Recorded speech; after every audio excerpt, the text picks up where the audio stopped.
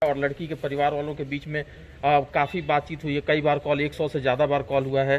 दूसरी तरफ बीजेपी के एक नेता ने यहाँ तक सवाल उठा दिया है कि लड़की के चरित्र पर सवाल उठाते हुए कहा कि ऐसी लड़कियां गन्ने के खेत में ही क्यों पाई जाती हैं, और जितने आरोपी हैं जब तक साबित न हो जाए, सीबीआई जांच जब तक न हो, तब तक उनको रिहा करना चाहिए, उनको बेल दी जानी चाहिए। ये तमाम बातें हो रही हैं। इस तरीके की बेशर्मी की बात अगर कोई कहे तो हमें कहना क्या है। जिस बीजेपी पार्टी हर बात में अपने नीति, अपने आदर्श की बात करते हैं, उसूलों की बात करते हैं, उन पार्टी की तरफ से अगर ये कोशिश रहे कि एक दलित परिवार की बेटी जिनका कोई नहीं है देखभाल करने के लिए, जो गरीब है, जिनके पास कोई ताकतवर नेता नहीं है और छोटे समूह के लोग हैं, अगर उनकी घर की एक बेटी को इस तरीके की बलात्कार करने के बाद हत्या करने के बाद उनको अंत्येष्टिकरण करने का मौका छीना, ये अगर बीजेपी पार्टी को उसूल लगता है तो ये उसका करना है, मानना है, ये उसकी बात है। लेकिन सारे दुनिया ने देखा है, आज तक कभी ऐसा नहीं हुआ कि यूनाइटेड नेशंस भी इस घटना के खिलाफ अपना बात रखे। इसको आलोचना किया है यूनाइटेड नेशंस के ऑफिसर।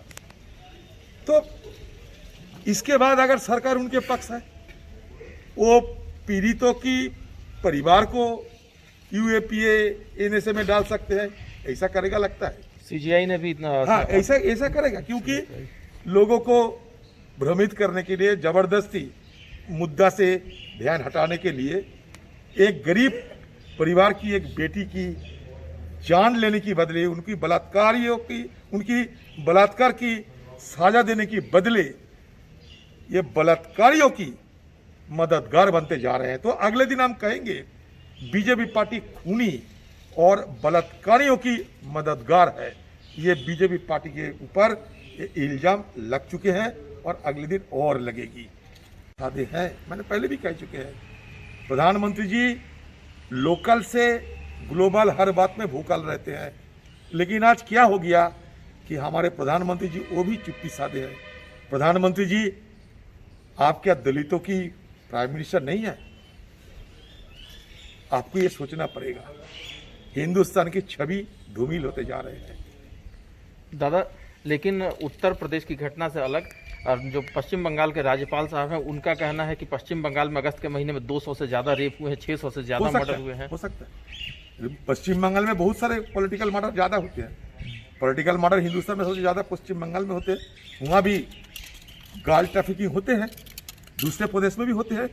मैं तो ये नहीं कहती कि सिर्फ उत्तर प्रदेश में होते हैं, लेकिन हमें कहना है कि जो बलात्कारियों ने इस तरीके की दरिंदगी की, उनको बलात्कार हत्या की, और जहां के पुलिस, एसपी, डीएम, सरकार मिलकर बलात्कारियों को बचाने की मुहिम छेड़ दी है, इस तरीके की नजारा हिंदुस्तान में दूसरे स्टेट में नहीं है। जरूर दूसरे स्टेट में बलात्कार होते हैं, जरूर होते हैं, लेकिन यह नजारा नहीं है कि जहां सरकार खुद जमीन पे उतरे बलात्कारियों को बचाने के लिए।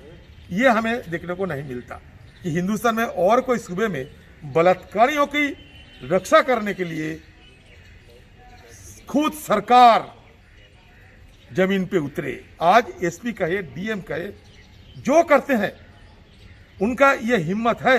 अगर सरकार को इजाजत ना रहे तो मतलब सरकार की इजाजत इसमें है कि तुम जो भी करना है करो, लेकिन बलात्कारों को खिलाफ कुछ ना करो।